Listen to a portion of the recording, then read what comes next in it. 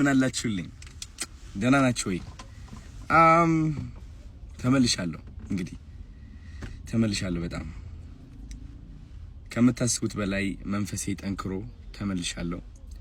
ከምታስቡት በላይ አዶናይን አውቄው ተመልሻለሁ። ከምታስቡት በላይ ተስፋ አድርጌ ተመልሻለሁ።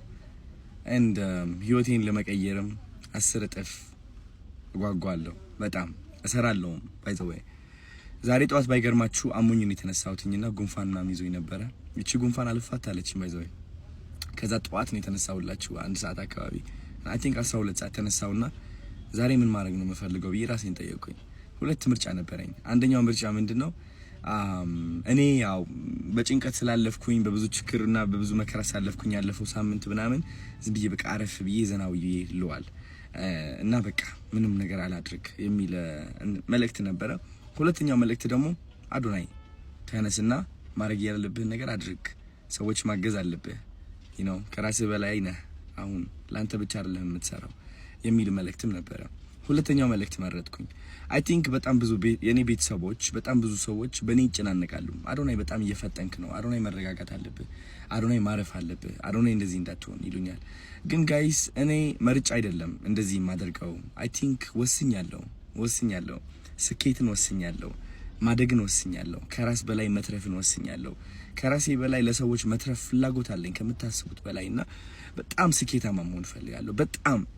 በጣም ስኬታማ መሆን ስትፈልግ ደግሞ ማወቅ ያለባችሁ ብዙ ምክር ታገኛለህ እንድትረጋጋና ቁጭ እንድትል እና የነሱ ምክር ሰሚ ከሆንክ አንተ ደግሞ ያ የምትፈልግበት ደረጃ ላይ መድረስ አትችልም ማለት ነው።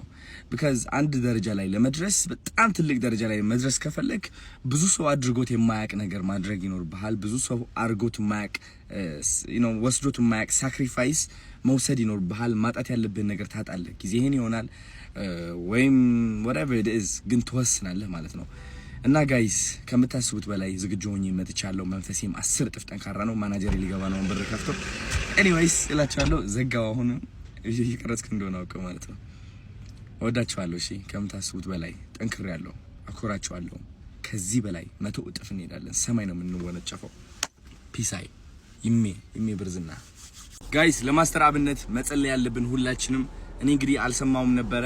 አንድ ቀን አስታውሳለሁ ወደ ቲክቶክ አዋርድ ሁላችንም ሄደን ማስተር አብነት የተናገረው ነገር እውነት ልቤ ላይ ትንሽ ከበድ ብሎኝ ነበር። ጠይቄውም ነበረ ደህና ነህ ወይ ብዬ ማለት ነው። በጣም ተጨናንቄ ነበር የዛኔ ከመድረክ ሲወርድ ማለት ነው የተናገረው ቃላት ማለት ነው።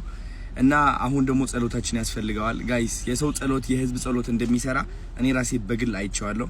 አንድ ሰው ሲጸልይና 1 ሚሊዮን ህዝብ ሲጸልይ እግዚአብሔር ከምታስቡት በላይ ይሰማል፣ በጣም ይሰማልና ለማስተር አብነት እንጸልይለት። የሚፈልገውን ነገር እንዲያገኝ፣ መንገዱን እንዲያቃናለት፣ ጤናው እንዲመልስለት፣ እድሜ እንዲሰጠው ይህ ወርቅ የሆነ ልዩ የሆነ ሰው እዚህ ምድር ላይ ኖሮ ማለት ነው ከራሱ በላይ ብዙ ሰዎችን እንዲያግዝ ሁላችንም መጸለይ አለብን ማለት ነው። እውነቴን ነው የምላችሁ። እሺ እና ብዙዎቻችሁ ደግሞ እየተጨናነቃችሁ ያላችሁት ማስተር አብነት እንደነገራችሁም አትጨናነቁ ብሏችኋል። because የእናንተ ጭንቀት ምን እያመጣበት ነው መሰላችሁ? እሱም ጭንቀት እያመጣበት ነው። መጨናነቅ የለበትም፣ እንደው መደሰት ነው ያለበት።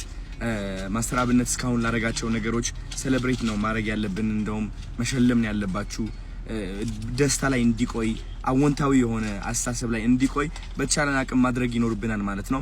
ሰፖርት የምናደርገው በዚህ ዓለማዊ ነገር ብቻ ሳይሆን በመንፈሳዊ ነገር ነው። እኛም ሰዎች ነንና ዓለማዊ አቅማችን ዝቅ ያለ ነው እውነት ለመናገር because ከዓለማዊ በላይ መንፈሳዊ ይበልጣል። ስለዚህ መንፈሳችን ላይ ሰርተን የማስተር አብነት መንፈስም እናስተካክለውና ቀጥ እንዲል እንዲቆም ህይወቱ እንዲቀየር ጤናማ እንዲሆን እንጸልይለት። ሁላችንም ተንበርክከን ማታ ከመተኛታችን በፊት ማለት ነው።